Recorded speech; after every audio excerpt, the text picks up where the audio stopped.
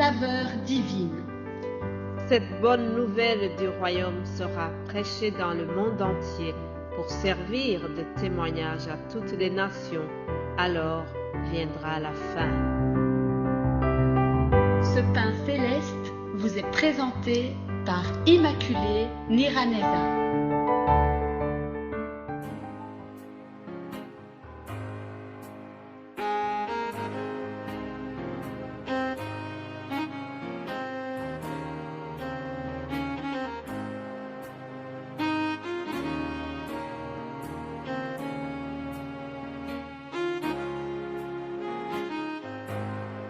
Shalom, shalom, bien-aimés de Dieu, que la paix de Christ soit avec vous. J'espère que vous allez bien. Nous rendons grâce au Seigneur pour ce nouveau jour qu'il nous donne encore. C'est vraiment une grande joie de pouvoir commencer ce mois de mai qui a commencé hier bien sûr et d'avoir ce nouveau mois en célébrant la bonté divine. Notre Dieu est bon, notre Dieu nous garde, il nous protège encore. Si nous avons le souffle de vie aujourd'hui, c'est qu'il nous a protégés pendant la nuit. J'espère que c'est de la même manière que vous trouvez cela. J'espère que nous pouvons ensemble remercier Dieu chaque matin. Ensemble, remercions le Tout-Puissant qui nous ajoute encore ce nouveau mois. Je crois fermement que notre Dieu reste au contrôle et qu'il est toujours le Dieu d'amour. Quelles que soient les circonstances, quelles que soient les nouvelles tristes que nous écoutons chaque jour. Chers amis, nous devons nous accrocher à Dieu, nous devons garder confiance en lui, nous devons garder la foi. Gardons cette foi qui est semblable à celle de David. Dans le psaume 91, nous voyons David qui nous dit ceci. Je dis à l'Éternel, tu es mon refuge et ma forteresse, mon Dieu en qui je me confie. Aucun mal ne t'arrivera, aucun fléau n'approchera de ta tente, car il ordonnera à ses gens, à ses anges, de te garder dans toutes tes voies. Amen. Je prie que le Seigneur ordonne à ses anges de nous garder chaque jour, qu'il nous garde partout où nous allons, que nous ayons la protection divine, que l'assurance de Dieu soit toujours avec nous, au nom puissant de Jésus-Christ. Amen. Alors, comme vous savez, hier je vous ai promis que nous allons parler de la puissance de Dieu, une puissance qui est au-dessus de la mort. Ça, c'est le thème de la semaine. Dieu est tout puissant. Dieu a vaincu la mort. Nous continuons à célébrer la puissance de Dieu, la puissance contre la mort. Jésus est ressuscité. Alors, ça, c'est vraiment une preuve que Dieu est plus fort que la mort. Et nous continuons de célébrer cette puissance bien-aimée de Dieu. Lisons 1 Roi 17, où nous voyons un récit de la résurrection. 1 Roi 17, je lis au nom de Jésus-Christ à partir du verset 8. Élie à Sarepta. Alors la parole de l'Éternel lui fut adressée en ces mots. Lève-toi et va à Sarepta, qui appartient à Sidon, et demeure là. Voici, j'ai ordonné à une veuve de te nourrir. Il se leva et il alla à Sarepta. Comme il arrivait à l'entrée de la ville, voici, il y avait une femme veuve qui ramassait du bois.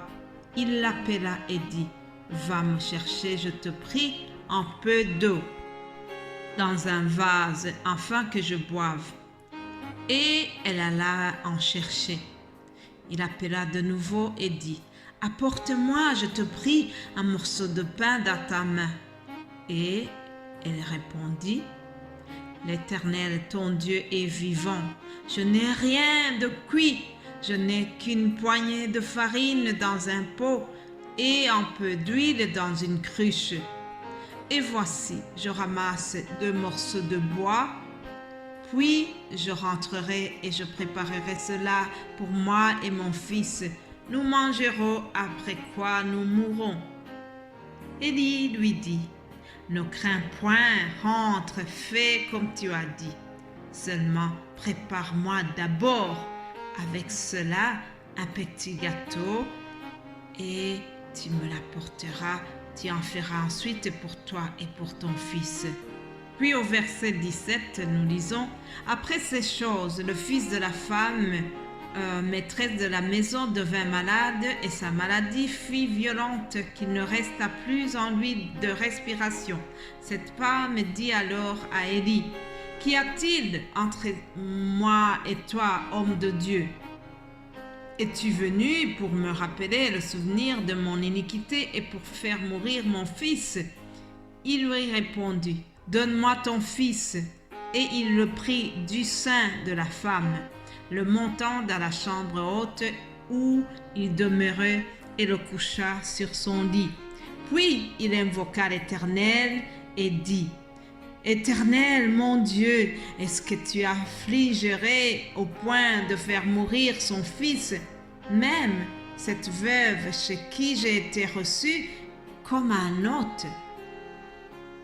Et il s'étendit 3 fois sur l'enfant, invoqua l'Éternel et dit, Éternel, mon Dieu, je t'en prie, que l'âme de cet enfant revienne au-dedans de lui. L'Éternel écouta la voix d'Élie et l'âme de l'enfant revint au-dedans de lui. L'Éternel écouta la voix d'Élie et l'âme de l'enfant revint au-dedans de lui et il fut rendu à la vie. Élie prit l'enfant, le descendit de la chambre haute dans la maison et le donna à sa mère. Alléluia. Élie dit, vois, ton fils est vivant. Et la femme dit à Élie, je reconnais maintenant que tu es un homme de Dieu et que la parole de l'Éternel dans ta bouche est la vérité. Alléluia. Chers amis, Élie, le grand prophète de l'Ancien Testament, a été accueilli dans cette famille chez une veuve. Étonnant, n'est-ce pas? Notre Dieu a ordonné à une veuve de nourrir le plus grand des prophètes. Dieu n'a pas choisi de l'envoyer dans une grande famille riche de là-bas, non. Dieu a choisi de l'envoyer chez une veuve, chez une pauvre dame qui n'avait rien du tout, parce que Dieu voulait manifester sa gloire au travers cette veuve, au travers cette famille qui n'avait plus rien. Mais là où il n'y a plus rien, Dieu intervient pour faire éclater sa gloire. Alléluia.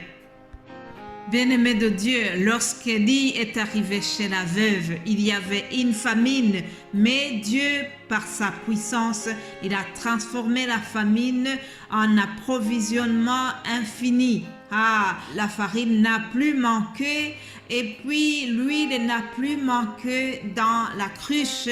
Alléluia.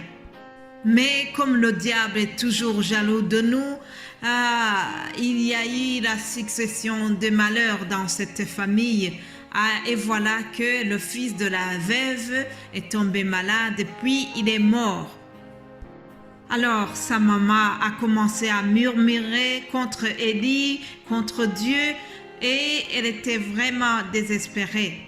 Elle a fait des reproches à Élie en disant « Es-tu venu chez moi pour rappeler le souvenir de mon iniquité ?» Mais Dieu n'avait pas dit son dernier mot. Alléluia. Élie est entré dans la chambre haute.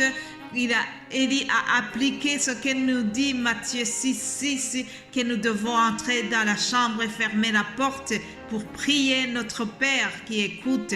Donc Élie est entré avec l'enfant mort dans la chambre.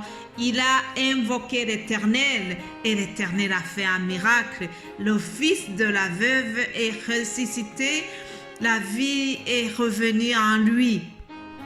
Et Élie lui a dit, vois, ton fils est vivant. Alléluia. Et la femme a été bien sûr très heureuse. Et elle a dit, je reconnais maintenant que tu es un homme de Dieu et que la parole de l'Éternel dans ta bouche est la vérité. Alléluia. Mes chers amis, Dieu a permis que la situation se dégrade et que l'enfant meure, mais il savait bien qu'il va se glorifier au travers son serviteur Élie. Il savait bien qu'il va ressusciter cet enfant et que ce témoignage puisse édifier la dame et puisse amener la gloire de Dieu chez la veuve et dans tout le quartier. Alléluia. Lorsque Dieu fait un miracle, c'est pour que les gens reviennent à la foi. Je suis sûre qu'à partir de ce miracle-là, la veuve a eu plus de foi qu'avant. La veuve a eu la crainte de l'Éternel et je suis sûre qu'elle en a parlé dans tout le quartier et que beaucoup de gens ont cru en Dieu suite à ce miracle. Alléluia, nous avons un Dieu qui transforme le deuil en allégresse, chers amis. Alors, je termine parce que le temps est fini et j'aurai la joie de vous retrouver demain. Passez une excellente journée. Que Dieu vous bénisse abondamment. Amen.